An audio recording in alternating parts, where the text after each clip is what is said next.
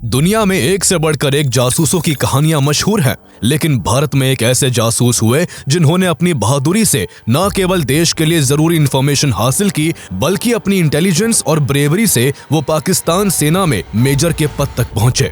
उन्होंने सालों तक पाकिस्तान की सेना का हिस्सा बनकर पाकिस्तानियों की नाक के नीचे से ऐसी खुफिया जानकारियां निकालकर भारत को भेजी कि भारत ने इनकी बदौलत पाकिस्तान के कई ऑपरेशंस को शुरू होने से पहले ही मिट्टी में मिला दिया।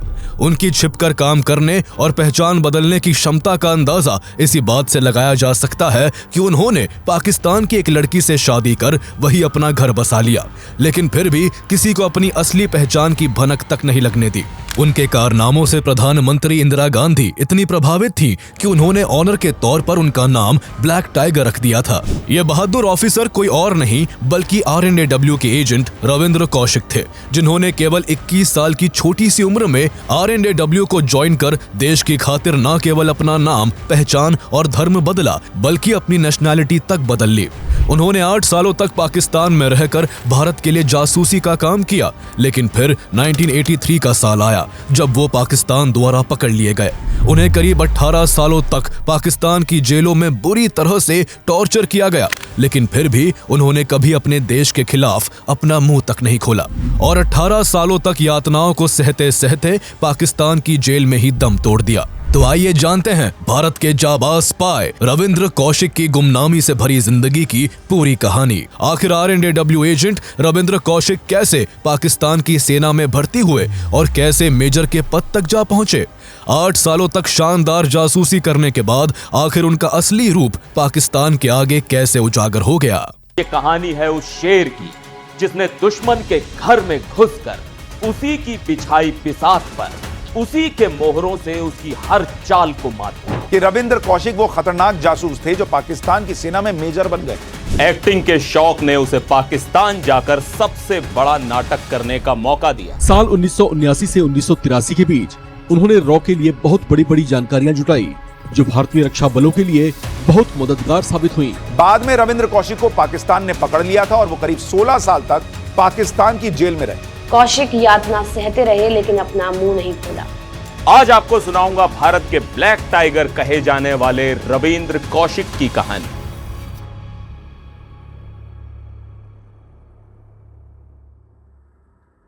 रविंद्र कौशिक का जन्म 11 अप्रैल 1952 को राजस्थान के श्री गंगानगर जिले में एक पंजाबी परिवार में हुआ था। उनके पिता JM कौशिक एयरफोर्स ऑफिसर थे, इसलिए उनका बचपन ऐसे माहौल में बीता जहां देश पर मर मिटने की चर्चा हर रोज की बात थी। इसका असर रविंद्र कौशिक पर भी हुआ और उनके अंदर भी देशभक्ति की भावना कूट कूट कर भर गई।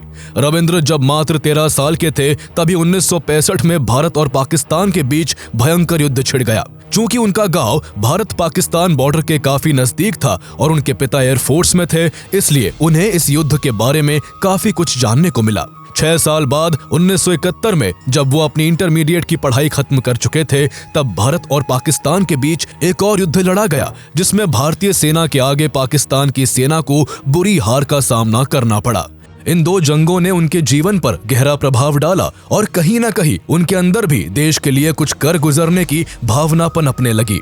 लेकिन उम्र का दायरा अभी इतना नहीं बड़ा था कि वो अपने अंदर के इमोशंस को कोई दिशा देकर देश के लिए कुछ कर पाते।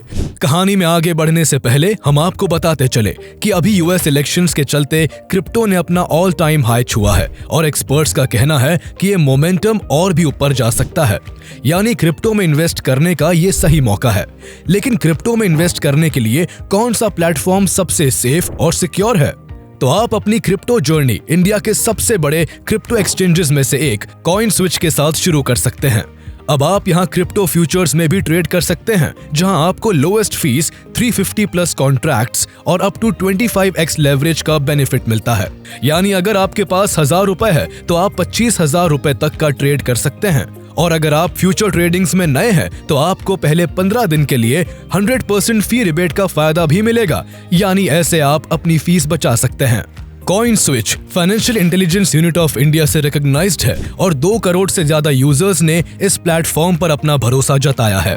अमेजिंग बात यह है कि CoinSwitch अब 1% कैशबैक और फर्स्ट 30 डेज के लिए 0 ट्रेडिंग फीस का भी फायदा दे रहा है। साथ ही कॉइन स्विच पर प्रूफ ऑफ रिजर्व्स भी मेंटेन किया जाता है, जहां टोटल कस्टमर होल्डिंग्स 1952.81 करोड़ और टोटल प्लेटफॉर्म होल्डिंग्स 2514.91 करोड़ की है। कॉइन स्विच की फाइनेंशियल स्ट्रेंथ का एक और एग्जाम्पल उनका नया इनिशिएटिव कॉइन स्विच केयर्स है, जिसके तहत 600 करोड़ रुपए का रिकवरी फंड लॉन्च किया गया है, जो वजीर एक्स के अफेक्टेड यूजर्स के अफेक्टेड फंड्स को विड्रॉ करने में मदद करेगा।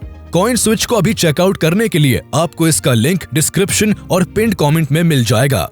Crypto products and NFTs are unregulated and can be highly risky. There may be no regulatory recourse or any loss from such transactions. इसलिए उन्होंने आगे की पढ़ाई जारी रखते हुए अपने शहर के ही SD बिहानी PG कॉलेज से BCom करने के लिए एडमिशन ले लिया। पढ़ाई के दौरान उन्हें एक्टिंग और डिबेट में काफी इंटरेस्ट आने लगा और उन्होंने अपने कॉलेज का थिएटर ग्रुप ज्वाइन कर लिया। उन्हें रंगमंच इतना भाया कि जब भी कॉलेज में या कॉलेज के बाहर किसी भी नाटक का आयोजन किया जाता, उसमें वो जरूर पार्टिसिपेट करते। उनकी पर्सनालिटी और उनका अंदाज भी काफी शानदार था। उनके साथ ही उनकी तुलना अक्सर बॉलीवुड एक्टर विनोद खन्ना से करते थे।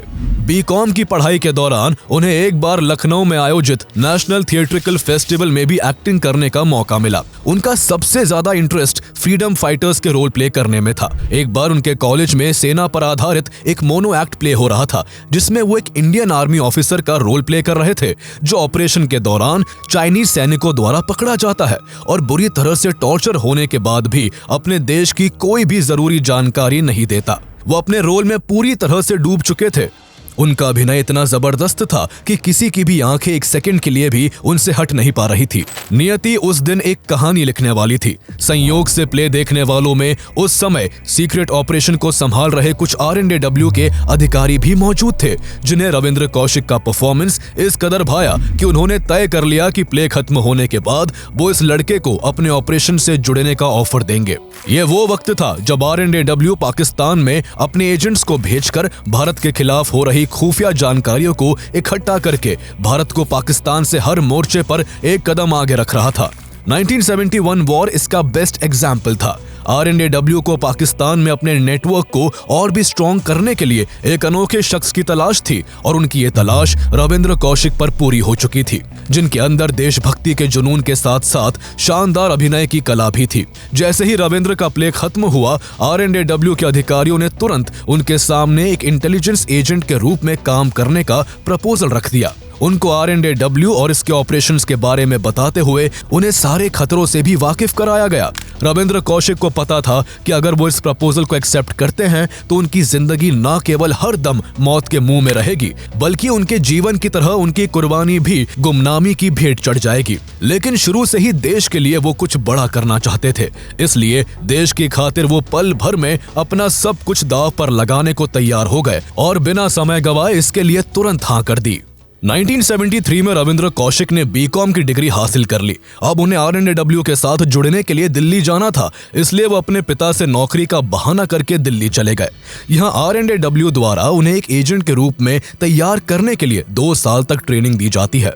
चूंकि उन्हें खुफिया जानकारियों के लिए लंबे समय तक पाकिस्तान में रहना था, इसलिए सबसे पहले उन्हें पाकिस्तान की ज्योग्राफिक लोकेशन से वाकिफ करवाया गया। उन्हें पाकिस्तान की जगहों, वहाँ के पहनावे, वहाँ की लैंग्वेज, हर एक चीज के बारे में बारीकी से सिखाया गया।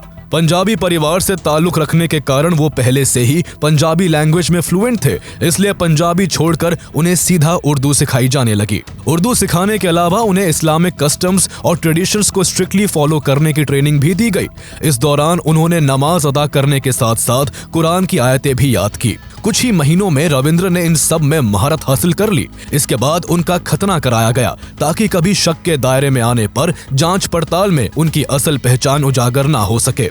रविंद्र को पता था कि इस तरह उनकी रिलीजियस आइडेंटिटी एकदम से चेंज हो जाएगी, लेकिन उन्हें देश की खातिर सब कुछ मंजूर था। यहाँ तक कि उनके सभी सरकारी डॉक्यूमेंट्स और सारे रिकॉर्ड्स मिटाकर उनके भारतीय होने की पहचान भी मिटा दी गई। इसके बाद RNDW ने उन्हें एक पाकिस्तानी रेजिडेंट की आइडेंटिटी देने के लिए सभी जरूरी डॉक्यूमेंट्स तैयार कर लिए। इन डॉक्यूमेंट्स के हिसाब से अब उनका नाम रविंद्र कौशिक नहीं बल्कि नबी अहमद शाकिर था और अब डॉक्यूमेंट्स के अकॉर्डिंग वो भारत के नहीं बल्कि पाकिस्तान के इस्लामाबाद के नागरिक थे। उन्हें एक पक्का RNAW एजेंट बनाने के लिए इंटेलिजेंस ऑपरेशन से जुड़ी हर छोटी से छोटी चीज सिखाई जा चुकी थी। सभी तरह की तैयारियां पूरी हो जाने के बाद RNAW ने रविंद्र कौशिक को आजमाने के लिए 7 से 8 देशों में इंफॉर्मेशन जुटाने के लिए भेजा। उन्हें इस कड़ी में सबसे पहले UAE के दुबई एंड अबू धाबी और फिर कुछ वक्त बाद सऊदी अरेबिया भेज दिया गया, जहां उन्होंने कुछ पाकिस्तानियों से दोस्ती कर ली।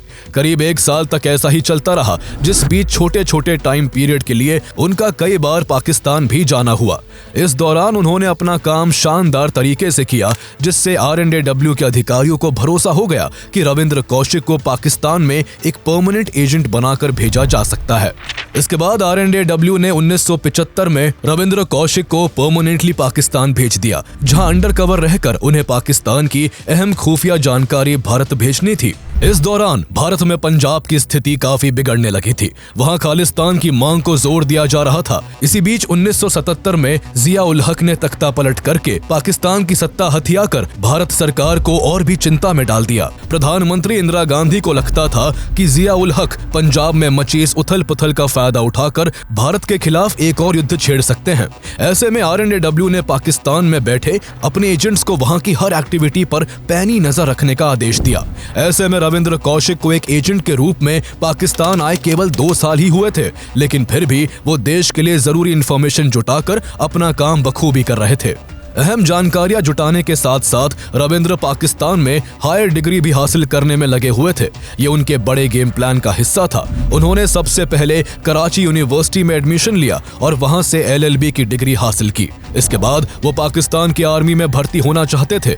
उस समय पाकिस्तान की गवर्नमेंट आर्मी के इशारे पर काम कर रही थी और ऐसे में अगर वो पाकिस्तान की आर्मी में कोई ओहदा पाने में कामयाब हो जाते तो ये भारत के लिए काफी फायदेमंद होता। लेकिन जब उन्होंने अपनी इच्छा RNAW के अधिकारियों के सामने रखी तो उन्हें इसके लिए साफ मना कर दिया गया। RNAW के अधिकारियों को डर था कि ऐसा करने पर रविंद्र डॉक्यूमेंट्स वेरिफिकेशन के दौरान पाकिस्तानी आर्मी द्वारा पकड़े जा सकते हैं। इस इनकार के बाद भी रविंद्र कौशिक ने पाकिस्तानी आर्मी में शामिल होने की अपनी मंशा को नहीं छोड़ा। जब भी पाकिस्तानी आर्मी में कोई वैकेंसी आती वो इस बारे में अपने सीनियर्स को जरूर बताते। ऐसे में एक बार पाकिस्तानी मिलिट्री के अकाउंट्स डिपार्टमेंट में वैकेंसी निकली और इस बार उन्हें RNAW की तरफ से इसमें अप्लाई करने की परमिशन दे दी गई। ये उनकी काबिलियत ही थी कि वो इस एग्जाम में पहली बार में ही पास हो गए। एग्जाम में सफल होने के बाद उन्हें पाकिस्तानी आर्मी में कमीशन्ड ऑफिसर के रूप में पोस्टिंग मिली। उन्हें पाकिस्तानी सेना के अकाउंट्स डिपार्टमेंट में नौकरी मिलने के कारण भारत को पाकिस्तान की काफी इंपॉर्टेंट सीक्रेट इंफॉर्मेशन मिलने लगी थी। इस दौरान उन्होंने पाकिस्तानी सेना की टुकड़ियों की मूवमेंट्स, प्रमुख अधिकारियों की पोस्टिंग और वॉर मटेरियल से भरी ट्रेन्स की मूवमेंट समेत तमाम जरूरी जानकारियां भारत भेजी। उस समय आज के बराबर डेवलप्ड कम्युनिकेशन सिस्टम नहीं थे, जिससे दूसरे देशों में काम कर रहे अंडरकवर एजेंट्स का काम बहुत ही जोखिम भरा होता था। रविंद्र कौशिक को भी अपनी इंटेल भारत पहुंचाने के लिए पोस्टल सिस्टम का सहारा लेना पड़ता। वो सबसे पहले जुटाई गई सभी इंफॉर्मेशंस को इनविजिबल इंक से लिखते, फिर उसे लेटर का रूप देकर पहले कुवैत या दुबई भेजते, जहां से इंडियन एजेंट इसे भारत तक पहुंचाते थे। ऐसे में उनके द्वारा भेजी गई इंफॉर्मेशंस को भारत तक पहुंचने में कभी हफ्ते तो कभी कभी महीने लग जाया करते थे। इतने जोखिम भरे काम के कारण उनके काम में पकड़े जाने का हमेशा खतरा बना रहता था। इसलिए वो शक के दायरे से दूर रहने के लिए पाकिस्तानी सोसाइटी में भी काफी घुल मिलकर रहते थे। उनकी एक्टिंग स्किल्स ने उनका सबसे ज्यादा साथ दिया। उन्होंने ऐसा नकाब ओढ़ रखा था जिसके पीछे की असली पहचान को कोई भांप नहीं पाता था। उन्होंने अपने अच्छे व्यवहार और काम से कुछ ही दिनों में अपने डिपार्टमेंट के कोवर्कर्स का भरोसा भी जीत लिया था। अपनी पाकिस्तानी पहचान को और भी मजबूत करने के लिए उन्होंने अपने डिपार्टमेंट के एक टेलर की बेटी अमानत नबी से शादी कर ली, जिससे उन्हें एक बेटा भी हुआ जिसका उन्होंने अरीब नाम रखा। पूरा एक परिवार बसाने के बाद भी उन्होंने इतनी सतर्कता बरती कि उन्होंने अपनी पत्नी और बेटे को भी अपनी असली पहचान की भनक तक नहीं लगने दी। इस तरह उन्होंने परिवार को कभी भी अपने काम के आड़े नहीं आने दिया। भारत के लिए एक एजेंट के रूप में अपनी जिम्मेदारी बखूबी निभाने के साथ साथ वो अपने शानदार कामों से पाकिस्तानी आर्मी के अधिकारियों का भी दिल जीतने में कामयाब हो रहे थे। कुछ ही सालों में उनके शानदार कामों को देखते हुए उन्हें पाकिस्तानी आर्मी में प्रमोशन मिला और वो मेजर के पद पर प्रमोट कर दिए गए। पाकिस्तान की आर्मी में उनका मेजर बनना भारतीय इंटेलिजेंस के लिए एक बड़ी अपॉर्चुनिटी लेकर आया था। मेजर होने की वजह से उनका अक्सर पाकिस्तान के हायर रैंक ऑफिसर्स और कभी-कभी पाकिस्तानी इंटेलिजेंस एजेंसी ISI के लोगों से मिलना जुलना होने लगा। रविंद्र कौशिक को अब पाकिस्तानी आर्मी के अंदर की टॉप सीक्रेट इंफॉर्मेशंस और हर सीक्रेट मूवमेंट के बारे में पता चल जाता, जिन्हें वो बड़ी चालाकी से RNAW को फॉरवर्ड कर देते।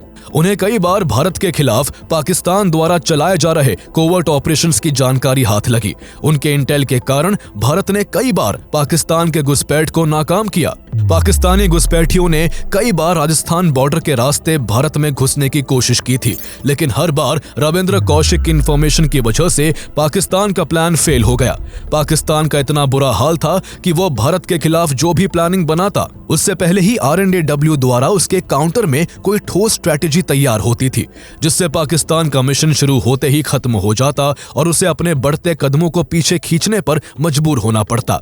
इस तरह रविंद्र कौशिक की सालों की प्रिपरेशन, डेडिकेशन और हार्ड वर्क आखिरकार रंग ला रही थी और पाकिस्तान आर्मी में उनकी हाई रैंकिंग पोजीशन ने उन्हें RNAW के लिए एक बहुत बड़ा एसेट बना दिया था। 1979 के बाद रविंद्र कौशिक का रोल और भी ज्यादा इंपॉर्टेंट हो गया था। इस दौरान रविंद्र कौशिक ने भारत को जो इंफॉर्मेशंस भेजी और उस इंटेल की बदौलत भारत ने जो एक्शन लिया, वो सब टॉप सीक्रेट जानकारी का हिस्सा था, जो आज तक पब्लिक डोमेन में नहीं है, लेकिन इतना कंफर्म है कि उनके द्वारा पास की जा रही इंफॉर्मेशंस इंडियन डिफेंस फोर्सेस के लिए काफी फायदेमंद साबित हो रही थी। एक बार उनकी जानकारी की वजह से 20,000 भारतीय सैनिकों की जान बचाई गई थी। सबसे बड़ी बात यह कि उन्होंने बहुत ही स्मूथली, बिना अपनी पहचान उजागर किए इन कामों को अंजाम दिया। उनके कारनामे से न केवल RNAW के अधिकारी बल्कि भारत की प्रधानमंत्री इंदिरा गांधी भी बेहद प्रभावित थी और उन्होंने उन्हें ब्लैक टाइगर का नाम दिया। तभी से Ravindra Kaushik Indian defence circles में ब्लैक टाइगर के ही नाम से पॉपुलर हो गए। पाकिस्तान में काम करने के दौरान वो 3 से 4 बार भारत भी आए थे। जब भी उन्हें भारत आना होता, RNAW द्वारा उन्हें पहले दुबई बुलाया जाता और फिर वहां से उनका दिल्ली आने का बंदोबस्त किया जाता। पाकिस्तान से वो अक्सर अपनी फैमिली को भी लेटर लिखा करते थे। उन्होंने अपने माता पिता को ये यकीन दिला रखा था कि वो दुबई में काम करते हैं। रविंद्र कौशिक को पाकिस्तान में रहते हुए अब पूरे 6 साल हो चुके थे। इसी बीच उन्हें खबर मिली कि उनके छोटे भाई की शादी होने वाली है। वो अपने भाई की शादी अटेंड करना चाहते थे। ऐसे में उन्हें पाकिस्तानी आर्मी से छुट्टी चाहिए थी, इसलिए उन्होंने पाकिस्तानी अधिकारियों को झूठ बोला कि वो सऊदी अरेबिया जाकर उम्राह करना चाहते हैं और इसके लिए उन्हें लंबी छुट्टी चाहिए। उम्राह के कारण बिना रुकावट के पाकिस्तान में उन्हें लंबी छुट्टी दे दी गई। इधर RNAW ने भी उन्हें भारत आने की परमिशन दे दी। इसके बाद रविंद्र कौशिक के लिए RNAW ने सबसे पहले सऊदी का अरेंजमेंट करवाया, फिर वहां से वो दुबई आए और फाइनली वहां से इंडिया पहुंच गए। उन्होंने घर वालों को अपने दुबई में रहने का यकीन दिलाने के लिए सभी के लिए दुबई से ढेर सारे गिफ्ट्स भी खरीद लिए थे। काफी समय बाद उनके घर लौटने पर घर में सभी को काफी अच्छा लग रहा था और छोटे भाई की शादी की खुशी उनके आने से दोगुनी हो गई थी। लेकिन इस बीच घर वालों ने उन पर भी शादी का दबाव डाला। जब बात टालने से भी ना टली तो उन्होंने बता दिया कि वो अमानत नाम की एक लड़की से शादी कर चुके हैं। बिना बताए शादी करने से उनके माता पिता नाराज तो थे, लेकिन अपने बेटे के घर बसने से खुश भी थे। रविंद्र कौशिक को उस वक्त अंदाजा भी नहीं था कि ये घर में खुशी का माहौल, माँ बाप का हंसता हुआ चेहरा और भाई की खुशी, ये सब वो आखिरी बार देख रहे हैं। 1981 ये वो आखिरी साल था जब वो अपने घर वालों से मिल रहे थे, क्योंकि इसके बाद नियति उनके लिए बहुत कठिन समय लेकर आने वाली थी और उनका सबसे बड़ा इम्तिहान शुरू होने वाला था। भाई की शादी अटेंड करने के बाद वो वापस पाकिस्तान लौट गए और फिर से अपने काम में लग गए। लगातार कई सालों तक खुफिया जानकारी जुटाने से उनका हौसला काफी बढ़ गया था और अब वो अपनी पहुंच से बाहर जाकर भी जानकारी जुटाने का प्रयास करने लगे थे। इस क्रम में उन्होंने पाकिस्तान के एटॉमिक पावर स्टेशन की भी कई सीक्रेट इंफॉर्मेशंस RNAW के साथ शेयर की। लेकिन इस वक्त तक बार बार अपनी प्लानिंग के फेल होने से पाकिस्तानी आर्मी और ISI भी अलर्ट हो चुकी थी।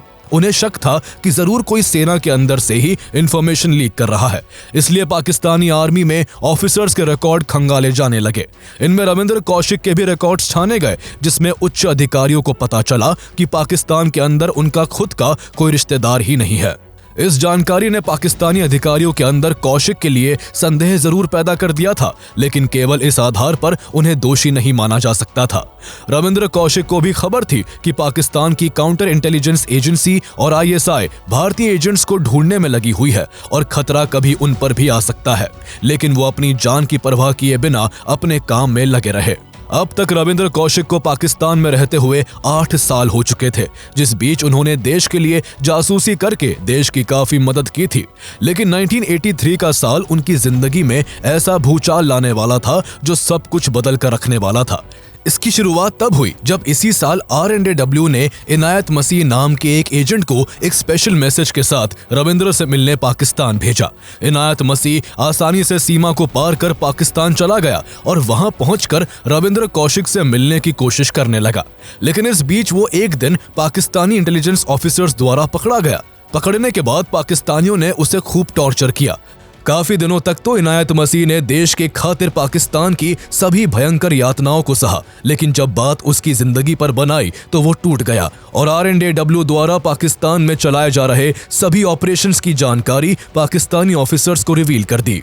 उसने ये तक बता दिया कि पाकिस्तान की सेना में जो मेजर नबी अहमद शाकिर है वो असल में R&AW का एजेंट रविंद्र कौशिक है और R&AW ने उसे उसी से मिलने के लिए पाकिस्तान भेजा है। नबी अहमद शाकिर के असली भेद के खुलासे से पाकिस्तानी अधिकारी सन्न रह गए। उन्हें पहले तो नबी अहमद शाकिर का भारत के एजेंट होने पर विश्वास ही नहीं हुआ, लेकिन जब पाकिस्तान में उनके किसी रिलेटिव के ना होने की कड़ी को इससे जोड़ा गया तो उनके लिए तस्वीर थोड़ी थोड़ी साफ होने लगी। चूंकि रविंद्र कौशिक नबी अहमद शाकिर के रूप में उस समय पाकिस्तान की फौज में मेजर थे, इसलिए केवल इतने सबूतों पर ही उन्हें गिरफ्तार नहीं किया जा सकता था। इसलिए उनकी पहचान उजागर करने और उन्हें रंगे हाथों पकड़ने के लिए पाकिस्तानी अधिकारियों ने एक जाल बिछाया। इनायत मसीह को पहले की तरह ही नबी अहमद शाकिर से मिलने भेजने का निर्णय लिया गया, ताकि जैसे ही वो दोनों मुलाकात करे तभी अधिकारी उन्हें तुरंत पकड़ ले। इसके बाद पाकिस्तानियों के चंगुल में फंसे इनायत ने ऐसा ही किया और नबी अहमद शाकिर के पास एक मैसेज भेजकर उन्हें मिलने के लिए एक पार्क में बुलाया। पाकिस्तानियों की प्लानिंग से अनजान रविंद्र कौशिक भी इनायत से मिलने उसी पार्क में चले आए और एक बेंच पर बैठकर बेसब्री से इनायत का इंतजार करने लगे। कुछ ही देर बाद इनायत मसीह भी वहां पहुंच गए। कौशिक आगे के खतरे से अनजान उनसे खुशी खुशी बातचीत करने लगे। पाकिस्तानी अधिकारी जो आसपास छिपकर यहां नजर बनाए हुए थे, उन्हें ये सारा नजारा देखकर अब पूरा यकीन हो गया कि नबी अहमद शाकिर पाकिस्तानी सैनिक के भेष में एक R&AW एजेंट ही है। उन्हें गिरफ्तार करने के लिए तुरंत अधिकारियों ने चारों ओर से घेर लिया। रविंद्र भी उन सबको इस तरह देखकर अवाक रह गए, लेकिन उनकी आइडेंटिटी एक्सपोज हो चुकी थी और भारत के लिए जासूसी करने के जुर्म में उन्हें अरेस्ट कर लिया गया। गिरफ्तारी के बाद जल्दी ही उनको पाकिस्तान के सियालकोट की जेल में डाल दिया गया। यहाँ से उनकी जिंदगी नरक के समान हो गई। पाकिस्तानियों ने उन्हें 2 साल तक बुरी तरह से टॉर्चर किया। उन्हें इस कदर मारा गया कि उन्हें कभी कभी लगता कि इससे तो बेहतर होता कि उन्हें मौत गले लगा लेती। कभी उन्हें पीटा जाता, कभी बर्फ की सीली पर लिटाकर तड़पाया जाता, तो कभी छोटी से बंद अंधेरी जगह में रखा जाता। कभी उन्हें पर्याप्त खाना नहीं दिया गया तो कभी पानी तक के लिए उन्हें तरसाया गया। पाकिस्तानियों ने उन पर हर जुल्म किया ताकि वो टूट जाए और अपना मुंह खोल दे, लेकिन इतने कष्टों के बावजूद भी वो टूटे नहीं। इसके बाद उन्हें ये तक लालच दिया गया कि अगर उन्होंने भारतीय फौज से जुड़ी गोपनीय जानकारी दे दी तो उन्हें रिहा कर दिया जाएगा। लेकिन उनमें देशभक्ति इस कदर कूट कूट कर भरी थी कि न तो उन्हें कोई दुख तोड़ सका और न ही जीने का मोह उनके फैसले को बदल सका। उन्हें हर सजा, हर कष्ट, हर यातना मंजूर थी, लेकिन देश से गद्दारी करना उन्हें किसी भी कीमत पर गवारा नहीं था। पाकिस्तानियों की उम्मीदों पर पानी फेरते हुए उन्होंने अपना मुंह नहीं खोला और देश से जुड़ी कोई भी खुफिया जानकारी नहीं दी। उनके खिलाफ केस चला और 1985 में उन्हें मौत की सजा देते हुए फांसी की सजा सुना दी गई। लेकिन आगे चलकर पाकिस्तानी सुप्रीम कोर्ट ने उनकी सजा को लाइफ इम्प्रिजनमेंट में बदल दिया। इस तरह पाकिस्तान की कोशिश उन्हें कमजोर करने की ही थी। उन्हें पहले पाकिस्तान के सियालकोट, फिर कोट लखपत और फिर आखिरी में मियांवाली की जेल में रखा गया। साल के बाद साल गुजरते गए, लेकिन ना तो पाकिस्तान का उन पर टॉर्चर कम हुआ और ना ही रविंद्र कौशिक के हौसले डगमगाए। उन्हें कई दिनों तक भूखा तो कई दिनों तक प्यासा रखकर तड़पाया जाता, लेकिन उन्होंने कभी भी अपने देश से गद्दारी नहीं की और कुछ भी रिवील नहीं किया। उन्हें उम्मीद थी कि जिस देश के लिए उन्होंने इतना कुछ किया है उसकी गवर्नमेंट गवर्नमेंट उन्हें छुड़ाने के लिए जरूर कुछ करेगी। इससे पहले भी भारत और पाकिस्तान म्यूचुअल अंडरस्टैंडिंग के जरिए एक दूसरे के कई एजेंट्स को रिहा कर चुके थे, लेकिन रविंद्र के केस में काफी सालों तक ऐसा कुछ नहीं हुआ। तब उन्होंने किसी तरह छुपते छुपाते ही जेल से अपने परिवार वालों के पास लेटर भेजना शुरू किया। लेटर के जरिए उनकी फैमिली को पहली बार पता चला कि रविंद्र कौशिक पाकिस्तान की जेल में बंद है और वो दुबई में नहीं बल्कि देश की खातिर एक एजेंट के रूप में 8 सालों से अपनी असली पहचान छिपाकर पाकिस्तान में रह रहे थे। इसके बाद उनके घर वालों ने उन्हें छुड़ाने के लिए इंडियन गवर्नमेंट के सामने काफी गुहार लगाई, लेकिन कोई फायदा नहीं हो सका। इससे उनके पिता को गहरा सदमा लगा और कुछ ही दिनों के बाद हार्ट अटैक के कारण उनकी मौत हो गई। उनके द्वारा लगातार भेजे जा रहे लेटर्स से उनके बारे में भारत में भी लोगों को पता चलने लगा था। इंडियन गवर्नमेंट उन्हें छुड़ाने के लिए कोई प्रयास नहीं कर रही थी, इसलिए रविंद्र को लगने लगा था कि उनके ही देश ने उन्हें त्याग दिया है। इसलिए उन्होंने एक लेटर में कुछ ऐसा लिखा जिसे पढ़कर कोई भी भावुक हो जाता। उन्होंने लिखा कि क्या भारत जैसे बड़े देश के लिए कुर्बानी देने वालों को यही मिलता है? करीब 18 सालों तक वो जेल में जिंदगी और मौत के बीच जूझते रहे। इस बीच पाकिस्तान की ब्रुटैलिटी से उनकी हेल्थ काफी खराब हो गई थी और उन्हें ट्यूबरकुलोसिस और हार्ट डिजीजेस जैसी गंभीर बीमारियों ने जकड़ लिया था। उनके परिवार ने उनका इलाज करवाने के लिए इंडियन गवर्नमेंट से गुहार लगाई, लेकिन सरकार ने कुछ नहीं किया। इसके बाद उन्होंने एक और पत्र लिखा कि अगर मैं एक अमरीकी होता तो 3 दिनों में ही मुझे छुड़वा लिया जाता। इस लेटर के 3 दिन बाद ही बेहतर ट्रीटमेंट न मिलने के कारण रविंद्र कौशिक ने नवंबर 2001 में पाकिस्तान की सेंट्रल जेल मियांवाली में दुनिया को अलविदा कह दिया। सबसे बड़े दुख की बात यह थी कि देश के लिए अपना सर्वस्व न्योछावर कर देने वाले रविंद्र कौशिक की डेड बॉडी को भी भारत नहीं लाया गया। उनके शव को पाकिस्तान के मुल्तान की ही एक जेल में दफना दिया गया। उनके परिवार के लिए सबसे दुखद यह था कि इंडियन गवर्नमेंट ने उन्हें कभी भी इंडियन होना स्वीकार ही नहीं किया। रविंद्र कौशिक के छोटे भाई ने एक इंटरव्यू में कहा था कि वो सरकार से कोई फाइनेंशियल हेल्प नहीं चाहते, बस सरकार देश की सुरक्षा में दिए गए रविंद्र कौशिक के कॉन्ट्रीब्यूशंस को रिकॉग्नाइज कर ले। उनके छोटे भाई ने यह भी कहा कि जब यूनिफॉर्म वाले जवानों को इतना ऑनर दिया जाता है तो फिर देश के लिए अपना सब कुछ छोड़कर दुश्मन देश में अंडरकवर ऑपरेशन को अंजाम देने वाले लोगों को वो सम्मान क्यों नहीं मिलता। लेकिन दुनिया का यही कड़वा सच है कि पकड़े जाने के बाद एक स्पाई का कोई वतन नहीं होता। वो जिस देश के लिए अपनी जिंदगी तक कुर्बान कर देता है उसको अपने उसी देश की पहचान तक नसीब नहीं होती। हालांकि कई सालों के बाद सरकार ने उनके परिवार को पेंशन के रूप में पहले हर महीने 500 और फिर 2000 रुपए भेजने शुरू किए। यह सिलसिला उनकी मां अमला देवी के जिंदा रहने तक चलता रहा, लेकिन उनकी डेथ के बाद इस पेंशन को भी बंद कर दिया गया। डिप्लोमेटिक कारणों से सरकार ने तो कभी रविंद्र कौशिक को ऑफिशियली कबूल नहीं किया, लेकिन रविंद्र कौशिक के जीवन पर आधारित कई मूवीज बनाई गई, जिसमें रोमियो अकबर वॉल्टर और एक था टाइगर प्रमुख है। जल्द ही द ब्लैक टाइगर नाम से भी एक बायोपिक उन पर बनने वाली है। इस तरह भले ही उन्हें मूवीज, टीवी शोज और मीडिया द्वारा रिकॉग्निशन मिलता रहा हो, पर सच्चाई ये भी है कि अंतिम समय में रविंद्र कौशिक को अपनी मातृभूमि की मिट्टी भी नसीब नहीं हो पाई थी। लेकिन जब जब दुनिया में देश पर मर मिटने वालों का जिक्र होगा, तब तब रविंद्र कौशिक का नाम काफी इज्जत और अदब के साथ लिया जाएगा।